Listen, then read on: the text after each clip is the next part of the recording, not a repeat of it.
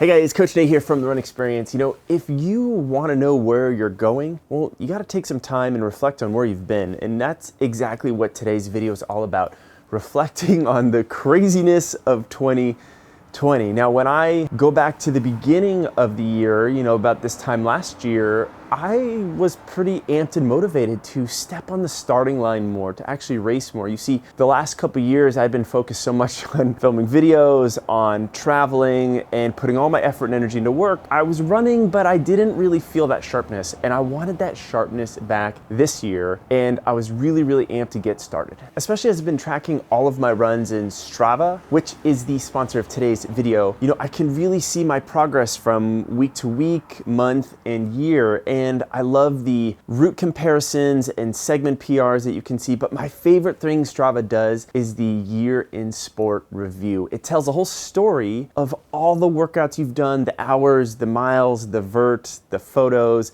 all in one place, but more on that later. So the year started off with a bang, guys. I had registered for some races. I started training regularly. I started getting those speed workouts in. I set an early benchmark with the Kaiser 10K in the beginning of February and was rolling with a pretty good head of steam into the prize of the spring, which was the Boston Athletic Association 5K that happens 2 days before the Boston Marathon. I wanted to go out there against a fast course, fast field, and see if I could run a fast 5K. Well, training was good. I recruited some buddies to meet me on the track. What's up, Coach Mike and Mario, to help me sharpen my speed and push myself. And then everything canceled.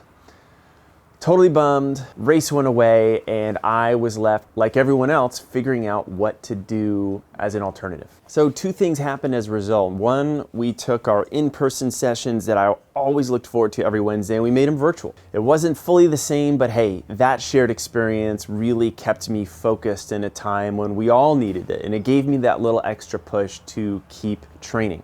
I also took my in-person race I was looking forward to doing at the Boston Common and just made it virtual. I went online, I had fun making a video about it. My wife helped me make a race medal and a bib and a sign for cheering. I made a little bit of course in my neighborhood. And hey, I still ran a pretty darn fast 5K, even though I did it by myself. And my virtual 5K ended up being my most kudoed activity and photo of the year. How about them apples?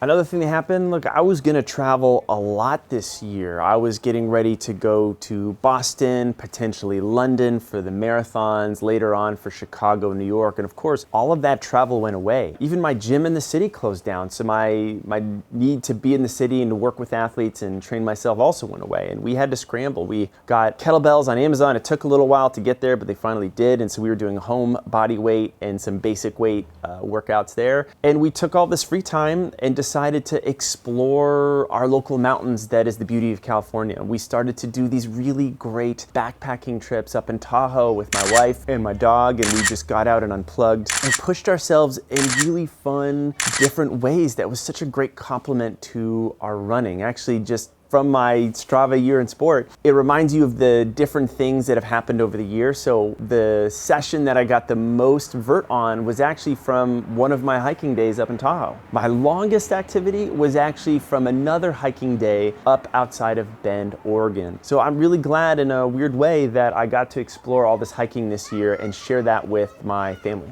But still, running from home all the time, doing the same routes, started to get a little flat. You know, virtual races are fun, but you can only do so many of those. And you know, we loved our hiking, but we couldn't hike all the time either. So we needed some other things to mix things up and keep that little spark, because my training was starting to get a little bit stale. And that's where you guys came in and helped us out on the YouTube side. We did some really fun videos and challenges. Morgan and I challenged each other to a 1 hour vert challenge where we could see who could get the most vert in 1 hour's time, starting and ending at the same place. You could choose your hill. I did it on the trails. Morgan did it in the city. It was super fun. Another thing I did, which I'm actually super proud of, is a 30-day run streak. I've never done one of those before. I filmed and recorded 30 days in a row. I did at least least 30 minutes a day. There are times I didn't think I was gonna make it. I learned a lot. I thought I'd been running for a while and I didn't realize there was, hey, always more to learn. And so we really benefited from these other types of challenges that weren't just races and organized runs. Look, like many of you, I didn't get to do a lot of things this year, but I can still reflect on and appreciate the things that did happen, all of which